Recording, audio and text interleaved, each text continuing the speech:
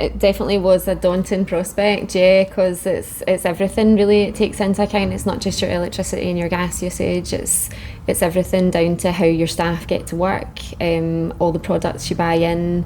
Where they come from. Yeah, where they're coming from, what country they're coming from. So yeah, it was, but the Net Zero Now platform is actually really, really simple to use. And our project lead, Emily, she was really helpful. So I had lots of little questions about what category should this go in, what category should that go in. And it was a time consuming thing to do, but I'm so glad we've done it. And I think going forward, it'll be much easier year after year because we know exactly what we're doing now. And we know how to record the data so that we can use it year after year.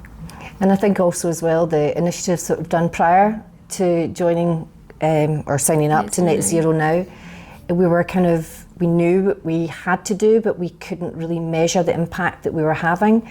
And that's really important to measure the impact, because otherwise people might question why you want to do these things. So for us, the next agenda in the organisation is all about the education. We have done some behavioural changes, particularly in the last 10 years, but it's really in the last year that our changes are started to take effect, and we can physically now measure them. We've got green teams that work at each of our venue, and they compete against each other to win prizes, basically to reduce their energy consumption and their water consumption, things like that.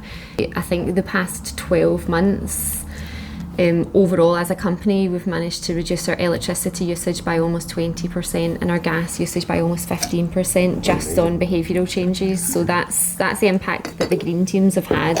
And over and above that, we, as like from a sort of head office and investment perspective, we're looking at renewable energy sources, so PV panels, air source heat pumps, that sort of things. So it's about everything getting involved, really.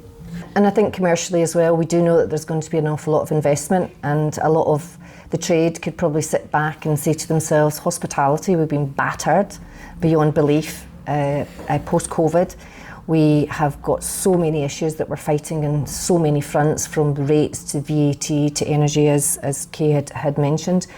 For us, sustainability is the right thing to do, because we can't stand still, we can't maintain where we are, otherwise we'd be left behind. So it's really important that we grab onto what's important to our customers, our staff, and invest in our units and invest in our products. And we've been so lucky that we've worked with great suppliers.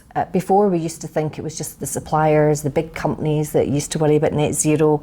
But actually no, it's everyone on this planet that needs to worry about how sustainable we are.